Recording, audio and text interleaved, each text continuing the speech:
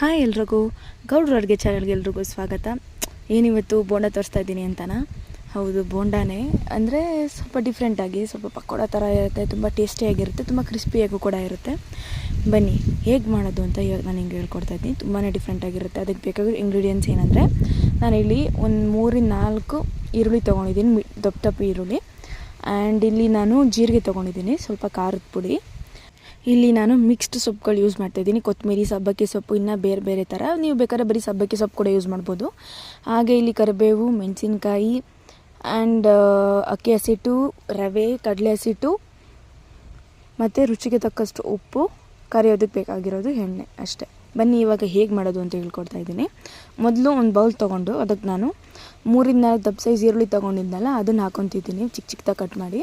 ಹಾಗೆ ಸೊಪ್ಪು ತೊಗೊಂಡಿದ್ನಲ್ಲ ಮಿಕ್ಸು, ಅದನ್ನು ಕೂಡ ಹಾಕ್ಕೊತಾ ಇದ್ದೀನಿ. ಹಾಗೆ ಇದಕ್ಕೆ ಸ್ವಲ್ಪ ಕರಿಬೇವು ಹಾಕ್ಕೊತಾ ಇದ್ದೀನಿ. ಈಗ ಕರಿಬೇವು ಹಾಕೊಂಡ್ಮೇಲೆ ನಾನೊಂದು 2-3 ಮೆಣಸಿನ್ಕಾಯಿ ಹಾಕ್ಕೊತಾ ಇದ್ದೀನಿ, ಚಿಕ್ಕ ಚಿಕ್ಕದಾಗಿ ಕಟ್ ಮಾಡಿ.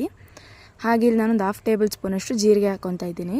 ಹಾಗೆ ಒಂದು 1/2 ಟೇಬಲ್ ಸ್ಪೂನಷ್ಟು ಖಾರದ ಪುಡಿ ಹಾಕ್ಕೊತಿದ್ದೀನಿ ಅಷ್ಟೇ. ಈಗ ನಾನು 1 ಕಪ್ ಕಡಲೆ ಹಸಿಟ್ಟು ತೊಗೊಂಡಿದ್ನಲ್ಲ ಅದನ್ನು ಹಾಕ್ಕೊತಿದ್ದೀನಿ. ಬೇಕಾದರೆ ನೀವು ಸಾಲಿಲ್ಲ ಅಂದರೆ ಎಕ್ಸ್ಟ್ರಾ ಹಾಕ್ಕೊಬೋದು. ಹಾಗೆ ಇದಕ್ಕೆ ನಾನು ಅಕ್ಕಿ ಹಸಿಟ್ಟು ಮತ್ತು ರವೆ ತೊಗೊಂಡಿದ್ನಲ್ಲ ಅದನ್ನು ಕೂಡ ಹಾಕ್ಕೊತಿದ್ದೀನಿ. ಈಗ ಇದನ್ನು ಚೆನ್ನಾಗಿ ಮಿಕ್ಸ್ ಮಾಡ್ಕೊಬೇಕು ಎಲ್ಲನೂ, ಸೊಪ್ಪಿನ ಜೊತೆ ಮತ್ತು ಈರುಳ್ಳಿ ಜೊತೆ ತುಂಬ ಚೆನ್ನಾಗಿ ಮಿಕ್ಸ್ ಆಗಬೇಕಿದು. ನೀರು ಬಿಟ್ಕೊಬೇಕು ಈರುಳ್ಳಿ, ಈ ರೀತಿ ನೋಡಿ ನೀರು ಬಿಟ್ಟಿದೆ ಈರುಳ್ಳಿ ಸ್ವಲ್ಪ. ಈಗ ಇದಕ್ಕೆ ನಾನು ಸ್ವಲ್ಪನೇ ನೀರು ಹಾಕ್ಕೊಂಡು ಕಲ್ಸ್ಕೊತಾ ಇದ್ದೀನಿ. ಒಂದೇ ಸಲ ನೀರು ಹಾಕ್ಬಾರ್ದು, ಯಾಕೆಂದರೆ ಈರುಳ್ಳಿ ಕೂಡ ನೀರು ಬಿಟ್ಟಿರುತ್ತಲ್ಲ, ಅದರಿಂದ ನೋಡ್ಕೊಂಡು ಹಾಕ್ಕೊಬೇಕು ನೀರನ್ನ ಸ್ವಲ್ಪನೇ. ನೋಡಿ ಈ ರೀತಿ ಕಲ್ಸ್ಕೊಂಡಿದ್ದೀನಿ. ಕಡಲೆ ಹಸಿಟ್ಟು ಸಾಲಿಲ್ಲ ಅಂತ ಇನ್ನೊಂದು ಸ್ವಲ್ಪ ಕಡಲೆ ಹಸಿಟ್ಟು ಹಾಕ್ಕೊಂಡು ಕಲ್ಸ್ಕೊತಿದ್ದೀನಿ. ಹಾಗೆ ಲಾಸ್ಟಲ್ಲಿ ಸ್ವಲ್ಪ ಉಪ್ಪು ಹಾಕ್ತಾಯಿದ್ದೀನಿ ಅದಕ್ಕೆ ಬೇಕಾಗಿರುವಷ್ಟು. ಇದೊಂದು 5 ನಿಮಿಷ ನೆನೆಯೋದಕ್ಕೆ ಬಿಡೋಣ. ಈಗ ಒಂದು ಬಾಂಡಿ ತೊಗೊಂಡು ಅದಕ್ಕೆ ಎಣ್ಣೆ ಬಿಡೋಣ. ಎಣ್ಣೆ ಬಿಟ್ಟ ಮೇಲೆ ಅದು ಕಾಯ್ದಕ್ಕೆ ಬಿಟ್ಟು 5 ನಿಮಿಷ ಆಗಿದೆ. ಈಗ ಹಿಟ್ಟು ಕೂಡ ತುಂಬ ಚೆನ್ನಾಗಿ ನೆಂದಿದೆ. ಸ್ವಲ್ಪನೇ ಹಿಟ್ಟನ್ನ ತೊಗೊಂಡು ಎಣ್ಣೆಗೆ ಬಿಡೋಣ. ಪಕೋಡ ಥರ ಬಿಡಬೇಕು, ಉಂಡುಂಡೆ ಮಾಡಿದ್ರೆ ಅಷ್ಟು ಚೆನ್ನಾಗಿರಲ್ಲ. ಪಕೋಡ ಥರ ಬಿಟ್ಟರೆ ತುಂಬ ಚೆನ್ನಾಗಿರುತ್ತೆ.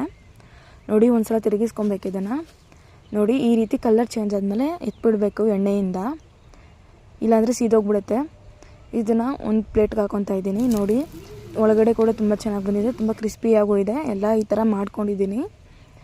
ಈಗ ನಾನು ಇದನ್ನು ಒಂದು ಪ್ಲೇಟಿಗೆ ಸರ್ವ್ ಮಾಡ್ಕೊಂಡಿದ್ದೀನಿ. ನೋಡಿ ನೀವೇ ನೋಡ್ತಿದ್ದೀರಲ್ಲ, ತುಂಬಾ ಕ್ರಿಸ್ಪಿಯಾಗಿ ಬಂದಿದೆ. ಹಾಗೆ ಕಲರ್ ಕೂಡ ಗೋಲ್ಡನ್ ಕಲರ್ ಇದೆ.